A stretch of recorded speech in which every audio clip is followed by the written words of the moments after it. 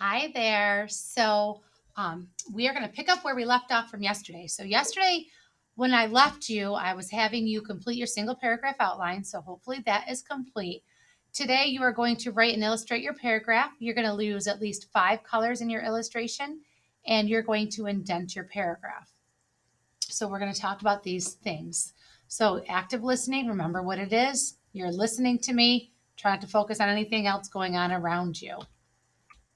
Okay, so when we left yesterday, this is what you had done, right? We had completed this single paragraph outline. If you have a way to print at home, then you can use this format. If you don't, you can take a piece of paper and a pencil. It's fine. And you can just write out your paragraph and you can go ahead and draw your picture. I can tell you this, in school, we are writing. So we are going to write out our paragraph. So that's fine. If you want to print out this paper and write it at home, that's fine too. So do what works for you, whatever makes it easiest for your family. But I'm going to show you what you're going to do next. So I'm going to kind of be popping back and forth to this because I want to use my single paragraph outline to form my paragraph. So let's just remember my first sentence was the Grinch's character changed throughout the story. So I'm going to come to my paper. So I opened, Mrs. Crumb will assign this to you. You're going to open it with Cami. I'm going to get a text box going and put a text box right in here. I am going to move it over because we've talked about how we have to indent, right? So your first sentence, you always want to indent. So I've got my text box and I'm ready to rock and roll. I'm going to go back to my slide so I can see what it is that my topic sentence was. And mine was the Grinch's character changed throughout the story. So I would write it or type it. The Grinch's character changed throughout the story. Again, I've got a capital G for Grinch because that's its name. We're talking about his character, so I put an apostrophe. So this is my first sentence, right? I'm going to do double, I'm going to space it. I'm going to go ahead and start my next sentence. And remember, when you indent, you're going to go all the way, return sweep all the way to the left. So now I'm going to go look at my single paragraph outline again. You're going to have that in front of you as you're doing your paragraph. Now, what I said was he was mean and then he turned kind. So I want to think about an example. I don't want to say the Grinch was mean in the beginning and then he turned kind. I want to give an example. What did he do that was mean and how did he show kindness? So we're going to remember mean and kind. Those were our trigger words. Those were those strong vocab words that we wanted to make sure that we would remember that first detail, mean and kind. So I'm going to start with my first, and I ran out of room, so I'm going to bring this all the way over. It looks like it wants to bring that sentence all the way over, so I'm just going to give it some spaces. 5 spaces. Watch. Ready? 1, 2, 3, 4, 5. Boom.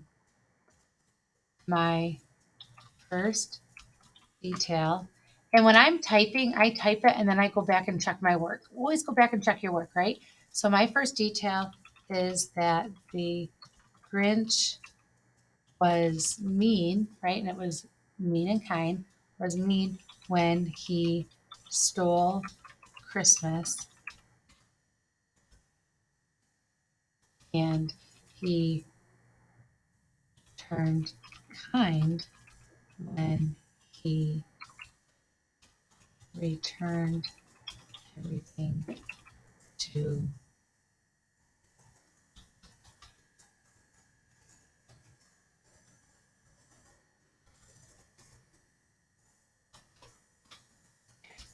that's where I'm going to just start with that. Okay.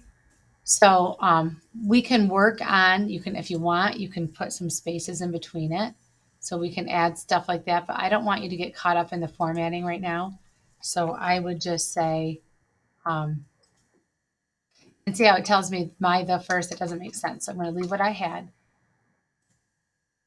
My first detail is that the Grinch was mean when he stole Christmas and he turned kind when he returned everything to the people. All right, you might write something different, which is fine. So I just wanted to kind of model what you're supposed to be doing. And then I would start right there with my second detail. Okay, so grumpy and friendly. I may say the Grinch showed that he was grumpy, or the Grinch acted grumpy when he talked about, remember he talked about how he couldn't stand this and he couldn't stand this and the sing, sing, sing and all that stuff. And then remember he was so upset about the feast, feast, feast in the beginning, but at the end, what did he do? He carved the roast beast, right? So you might write something about that. So your job right now is to write one sentence for each of those details with specific examples from the story. Okay.